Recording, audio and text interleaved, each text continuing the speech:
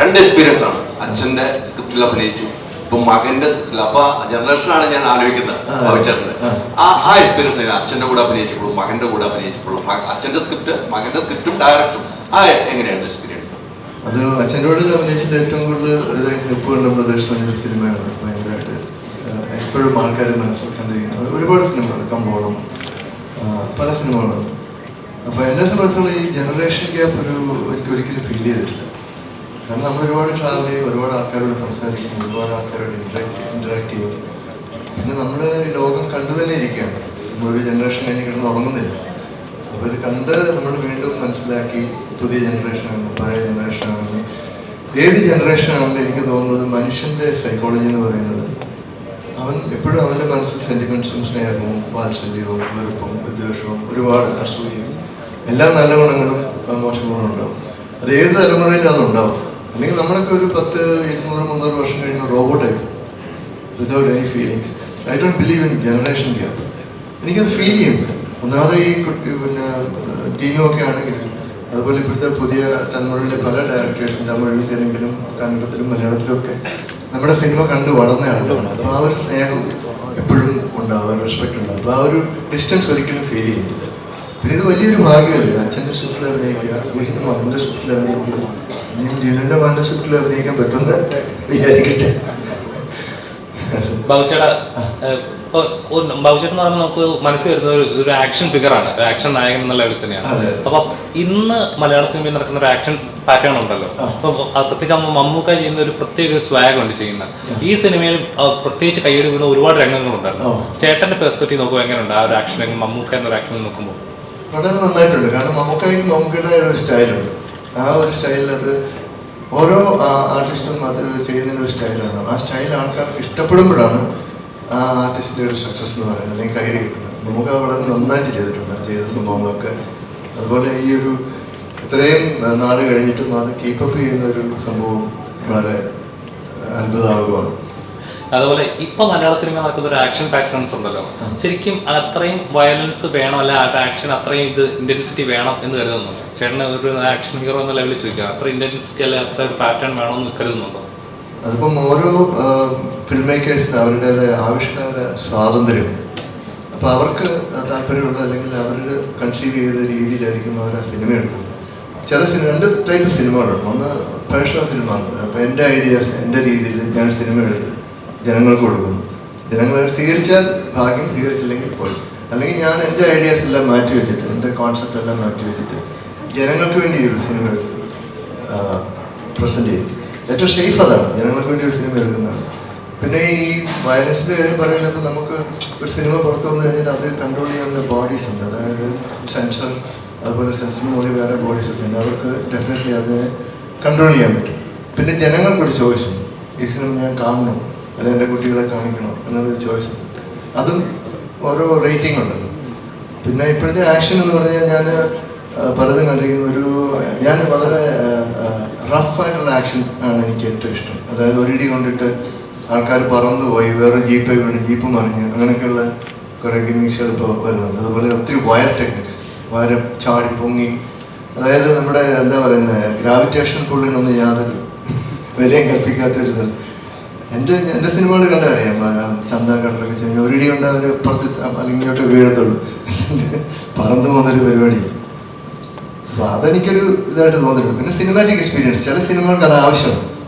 ഇപ്പോൾ റേലിനെ വെച്ചൊരു സിനിമ എടുക്കുകയാണെങ്കിൽ അല്ലെങ്കിൽ അങ്ങനെ സൂപ്പർ നാച്ചുറൽ പവറൊക്കെ ആണെങ്കിൽ ഓക്കെ.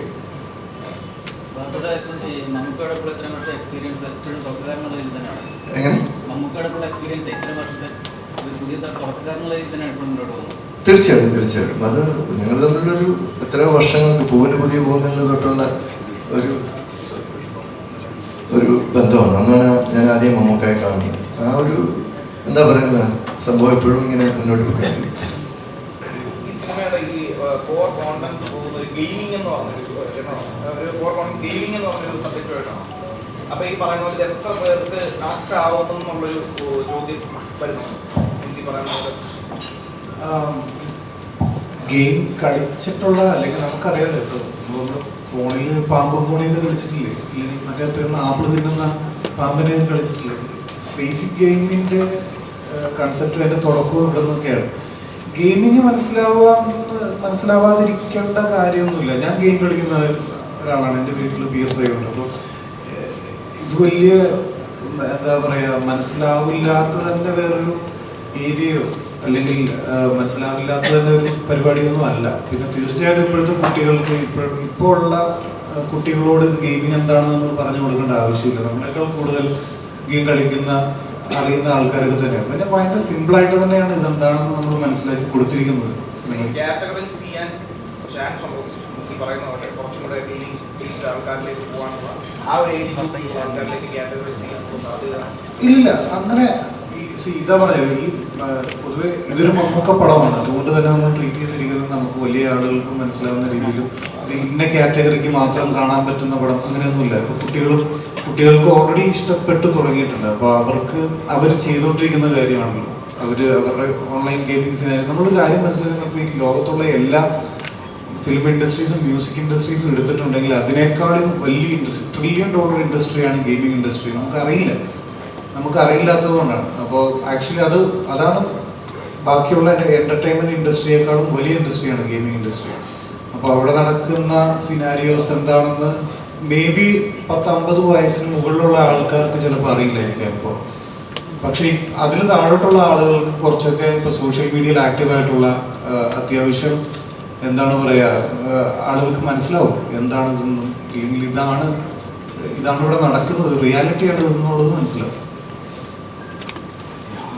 ഈ ഒരു മൊമെന്റിൽ ഏറ്റവും കൂടുതൽ മിസ് ചെയ്യുന്നത് മമ്മൂക്കയാണ്. ബസൂക്കയാണെങ്കിൽ കഴിഞ്ഞിട്ടുള്ള മമ്മൂക്കയുടെ ഒരു റിയാക്ഷൻ മമ്മൂക്ക ഭയങ്കര ഹാപ്പിയാണ്. മെസ്സേജ് അയച്ചിരുന്നു, ഞങ്ങൾക്ക് എല്ലാവർക്കും മെസ്സേജ് അയച്ചിരുന്നു, ഡയറക്ടറിന് മെസ്സേജ് അയച്ചിരുന്നു. പുള്ളി പറഞ്ഞു ഇങ്ങനെ തന്നെ പോട്ടെ, അടിപൊളിയായിട്ട് തന്നെ പോട്ടെ, ഭയങ്കര ഹാപ്പിയാണ്. your experience this time? As always, fantastic. It's a dream come true to be back here again. Once again, joining hands, Mallika. Yeah. Without coming. I don't know, man. Everybody's asking the same question, but even I wish I knew more about Bilal. But then, let's keep our fingers crossed and see if it does happen for all of us. Thank you.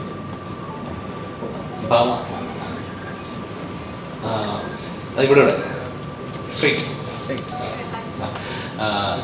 ഈ സിനിമയിൽ മമ്മൂക്കെ പോലെ തന്നെ അത്രത്തോളം contrast അല്ല ആ വേറെ സ്വാഗുള്ള ഒരാളാണ് ജീവിയും. അദ്ദേഹത്തിൻ്റെ കൂടെ കോമ്പോ ഉണ്ടായിരുന്നല്ലോ. എങ്ങനെ ഉണ്ടായിരുന്നു? ഒരു ഫേസ് ടു ഫേസ് ഉള്ള റിയാക്ഷൻസ് ഉണ്ടാവും. അത്രയും ഹിസ്റ്ററീസ് ഉള്ള ഒരു ലെജൻഡ് തന്നെയാണ് അദ്ദേഹം. എങ്ങനെ ഉണ്ടായിരുന്നു ആ ഒരു കോമ്പോ, അവരുമായിട്ടുള്ള എക്സ്പീരിയൻസ്, സാറുമായിട്ടുള്ള എക്സ്പീരിയൻസ് ഉണ്ട്? ഗൗതം സാറുമായിട്ട് അതിൻ്റെ സ്ക്രീൻ സ്പേസ് ഷെയർ ചെയ്യാൻ പറ്റിയതിൽ ഒത്തിരിയധികം സന്തോഷം. കാരണം നമ്മളെല്ലാവരും ആരാധിക്കുന്ന സ്പെഷ്യലി ഗേൾസ് കുറച്ച് അധികം ഫാൻസ് ഉണ്ട് സാറിന്. അത്രയും ഒരു റൊമാൻറ്റിക് ഡയറക്ടറാണ് ഗൗതം സാറ്. അപ്പം ഗൗതം സാറിൻ്റെ കൂടെ സ്ക്രീൻ ഷെയർ ചെയ്യുക അല്ലെങ്കിൽ സാറിന് ആദ്യമായിട്ട് കാണുന്നതൊക്കെ എന്ന് പറഞ്ഞു കഴിഞ്ഞാൽ തന്നെ എന്താ പറയുക, വളരെ സന്തോഷമുള്ളൊരു കാര്യമായിരുന്നു. സാറിൻ്റെ കൂടെയായിരുന്നു നമ്മുടെ ആ ടീമിന് most of the combination scenes ഉണ്ടായിരുന്നത്. അതുകൊണ്ട് തന്നെ നല്ലൊരു ബോണ്ടിങ് ഉണ്ടായിരുന്നു സിനിമയിൽ. നമ്മുടെ ആ ഒരു ടീമിനൊരു ബോണ്ട് ഉണ്ടല്ലോ, അത് ത്രൂ ഔട്ട് ദ ഫിലിം ഷൂട്ടിലും സെറ്റ്സിലും എല്ലാം അതുപോലെ തന്നെ മെയിൻറ്റെയിൻ ചെയ്യാൻ വേണ്ടി പറ്റിയിട്ടുണ്ട്. അപ്പോൾ ഗൗതം സാറിനെ കാണുന്ന സമയത്ത് ആദ്യത്തെ ദിവസമൊക്കെ നമുക്ക് ഭയങ്കര പേടിയായിരുന്നു. സ്കൂളിലായിരുന്നു, സിറ്റുവേട്ടനായാലും ഡിബിച്ചേട്ടനായാലും എനിക്കായാലും. പക്ഷേ സാർ അത് ഭയങ്കര ഈസിലി ഹാൻഡിൽ ചെയ്ത്, സാറിന് അറിയാം കാരണം എത്രത്തോളം പേടി വരും നമ്മളെ പോലത്തെ ആൾക്കാർ വരുന്ന സമയത്ത് നല്ല രീതിയിൽ. പക്ഷെ അത് വളരെ ഈസി ആയിട്ട് ഹാൻഡിൽ ചെയ്തിട്ടുണ്ടായിരുന്നു. So feel very lucky to be part of this movie. Aishwarya, എങ്ങനെ ഉണ്ടായിരുന്നു? ഇന്നലെ സിനിമകളിൽ നല്ല റെസ്പോൺസുകൾ വന്നുകൊണ്ടിരിക്കുകയാണ്. എങ്ങനെയുണ്ടാ മറ്റുള്ള റിയാക്ഷൻസ് ഒക്കെ എങ്ങനെ ഉണ്ടായിരുന്നു? I M feeling very very happy, extremely grateful. എല്ലാവർക്കും പടം ഇഷ്ടമായിരുന്നു കേട്ടു. ആൻഡ് റിവ്യൂസൊക്കെ എല്ലാം പോസിറ്റീവാണ്, എല്ലാവർക്കും ഇഷ്ടപ്പെട്ടു. ആൻഡ് വളരെ സന്തോഷം, extremely grateful and extremely happy.